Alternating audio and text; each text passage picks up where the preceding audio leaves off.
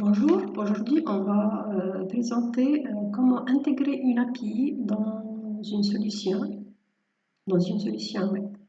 Donc c'est une API REST qui qui donne des informations sur les données météorologiques. Donc sur le site openweathermap.org, ça c'est la documentation de l'implémentation de l'API REST. Toute API REST est documenté sur un site, avec un site internet donc, qui présente les différentes parties d'intégration. Donc il contient une partie gratuite et une partie payante. Donc tout est mentionné au niveau de la documentation. Donc la première chose à faire, c'est de créer un compte ici pour avoir une clé pour pouvoir passer les requêtes. Donc on va voir plus tard comment utiliser cette clé. Donc ici la documentation de notre API. Donc elle regroupe plusieurs parties. Donc je prends le cas de cet exemple que j'ai intégré dans une application. Donc ça nous montre comment structurer une API. Donc ça c'est la structure de l'API, comment l'appeler. Donc ça c'est la structure de la requête à envoyer. Donc il y en a des paramètres qu'il faut préciser pour avoir une réponse. La réponse est sous forme JSON. Donc ici, il explique que c'est quoi la signification de chaque paramètre. Donc ça, c'est latitude, longitude. Ici, c'est des informations qu'on va récupérer via une autre API. Donc, il faut interroger cette API pour récupérer des paramètres qu'on va utiliser par la suite dans cette API. Donc, ça, c'est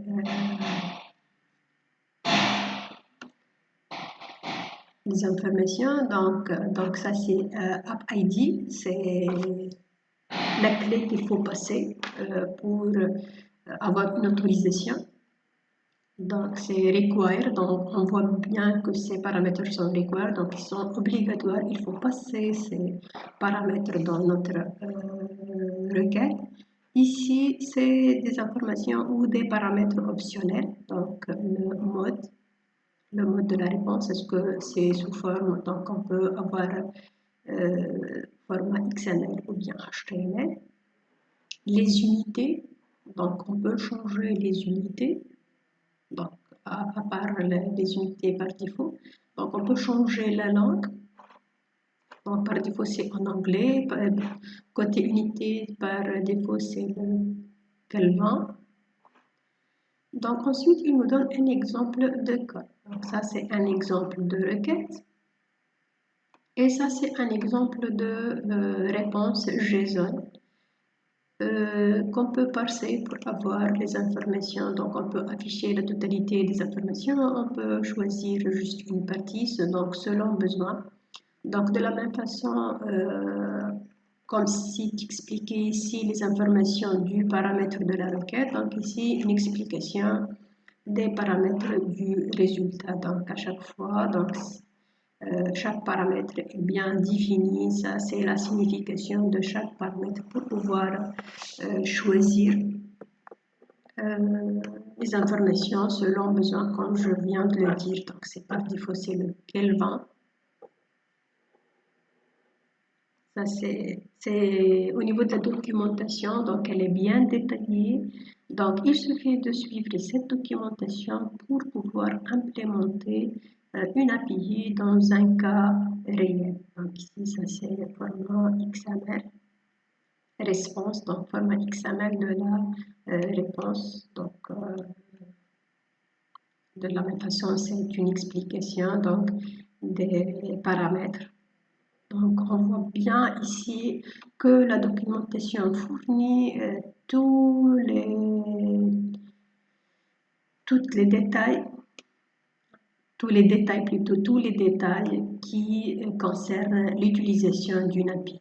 Donc, je reviens sur le fait qu'elle soit gratuite. Donc, ici, il y en a une précision dans la documentation qu'on peut utiliser 60 requêtes par minute. Donc, ça c'est l'outil support. Donc, on peut changer ici, on peut changer la variable langue. Exemple d'API, donc ça c'est par API.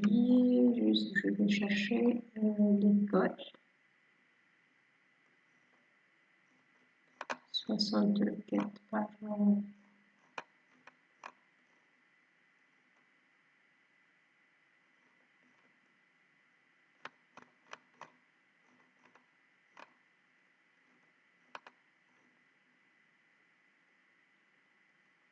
donc je vais chercher l'information. Donc ça c'est côté documentation de l'API. Donc la première chose, donc je l'ai testé avec Postman. Donc j'ai une requête, une première requête pour déterminer la latitude et la longitude. Donc ici en tant que paramètre, je dois passer la paramètre ville.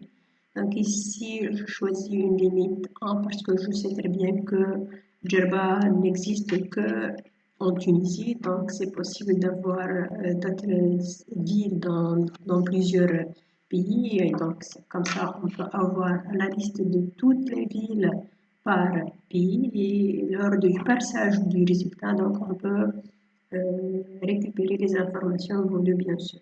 Donc une fois que j'ai cette réponse, donc je vais récupérer cette information, latitude et longitude, que je vais passer dans la deuxième requête, sans oublier la clé bien sûr. Et donc on aura une réponse bien détaillée. Donc, et après avoir parsé cette réponse, donc on va l'afficher. Donc ça c'est au niveau du test avec Postman. Donc pour avoir un cas réel de l'application, donc ça c'est notre interface. Donc ici il suffit de passer notre vie, donc on aura la réponse. Donc ça c'est un formulaire avec du HTML, etc. Donc si je vais lancer la recherche, donc, il y en a un code qui se connecte à l'API, me donne un résultat.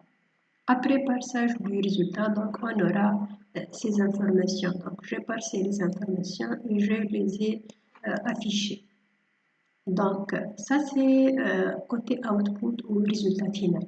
Donc pour aboutir à ce résultat, donc j'ai créé une page. Donc ça c'est notre formulaire, un form qui contient un input select que j'ai nommé ville. Donc ici comme exemple, donc je vais mentionner les villes Djerba et Jarris et avec un bouton chercher. Donc dans le cas où j'ai envoyé le formulaire, donc je vais récupérer la ville que je vais passer dans ma première API pour déterminer la latitude et la longitude. Donc, une fois cette URL est construite, donc je vais l'exécuter avec ces URL. Donc ici, initialisation de la session. Ici, définition des options de transmission. Ensuite, exécution de la session. Et je vais avoir un retour. Si jamais j'ai un message d'erreur, donc il va nous afficher l'erreur. Sinon, donc on va récupérer le résultat sous forme de JSON dans la variable objet. Donc j'ai nommé une variable objet qui donc la variable objet pour récupérer la réponse sous format JSON. Je vais la parser pour déterminer les variables, donc longitude et latitude. Donc ici, si j'ai une réponse, donc si tout va bien, donc je vais exécuter la deuxième URL qui va me donner les informations sur le weather. Donc de la même façon, donc j'ai une structure de base et on va changer les paramètres latitude et longitude sans oublier toujours notre clé. De la même façon, donc on va exécuter notre URL avec ces URL Si j'ai un message d'erreur, donc je vais le mentionner, sinon je vais récupérer mon résultat sous format JSON dans mon objet 2. Donc ici, j'ai fermé la connexion, la session de CURL. Donc ensuite, je vais exploiter cet objet. Donc, si j'ai une réponse, donc je vais lire le contenu du résultat. Donc, toutes les composantes du résultat, donc je les récupérées dans des variables, un par un. Donc ici, j'ai récupéré tous les variables juste pour voir comment exploiter une API. Donc, au niveau de l'affichage, donc comme je viens de le dire, donc on peut afficher juste les informations qu'on veut utiliser. Ensuite, je vais avec un petit icône. Donc, on va afficher les coordonnées, description météo, température, ressenti, pression, humidité, visibilité, vitesse du vent, direction du vent, nuage, timestamp, pays, nom et code. Donc, ça c'est le code qui nous donne ce résultat. Bah, ça c'est GeoGIS, donc si je vais modifier Jerba, donc ça sera les informations de Jerba automatiquement. Ici, on va exploiter ce qu'on veut, une partie, puis la totalité de la réponse. J'espère que le code est clair. Ça, c'est un exemple concret réel de consommation d'API.